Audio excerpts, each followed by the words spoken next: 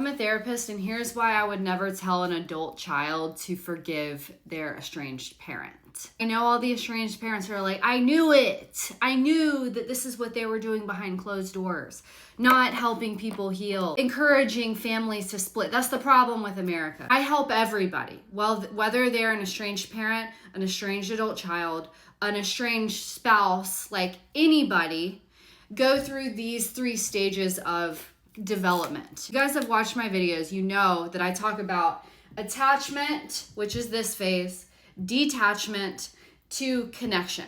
And attachment is the phase that a lot of these children experienced with their parents. They felt responsible for their parents' emotions. When they were mad at their parent and it came out in sideways behavior, the parent kind of weaponized the attachment that children are biologically wired to have. Children are biologically wired to forgive. They are biologically wired to be accountable to their parents. So as a therapist, when they're adults, they're having issues in this relationship, that is 100% of the time not the issue.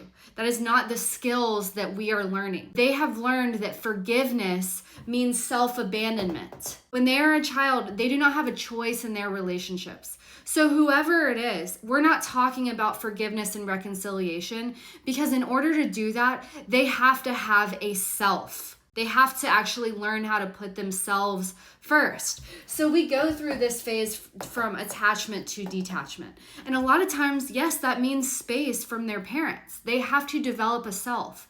This is why this is happening a lot with young adults that go to therapy, because they're like realizing that their attachment to their parents is inhibiting freedom in their own life with their own life choices. You're right, in a sense that there's no gray area with them. Like, why does it have to be all or nothing? Why does it have to be black and white?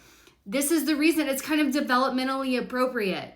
It is. Because if they grew up in this phase where parents inadvertently, in my experience, this is the case, it's inadvertent.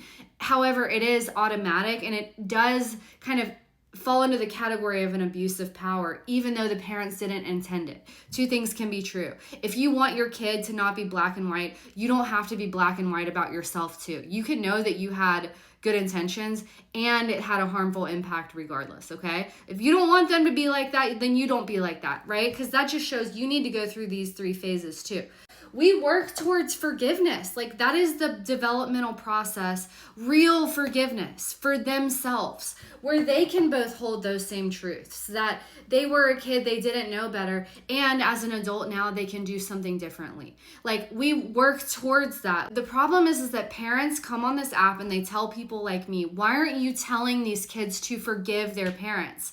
And they don't understand that there's a difference between forgiveness and reconciliation. Because a lot of the time, the parents on this app that are telling me that have not gone through this themselves, and their kid has to be in their life for them to be okay, without realizing that that's actually being attached. That's actually the problem. It's conditional.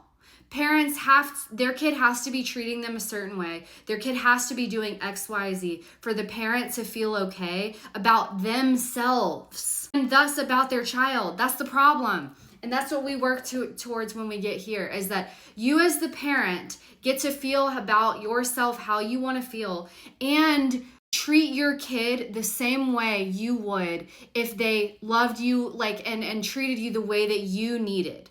Right? Because that's how it ultimately comes down to, is like, your kid is filling a need for you when they treat you well, and that's a problem. That's what I'm telling you is a problem. And that's what attachment is. So that's why I would never talk to a kid about forgiveness and reconciliation. We work towards that inherently. That's a byproduct of it a lot of the time.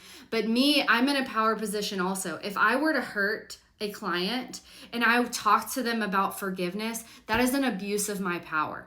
So parents coming on here telling me that, like, are really missing it and really need to understand these 3 phases of their own attachment in general to not only their kids but to other people. And maybe they don't feel attached to anything, so they're clinging on to their kid, and that's the issue. But that whole question in itself and that whole demand for people like me as therapists show me that you are still missing the point and have work to do.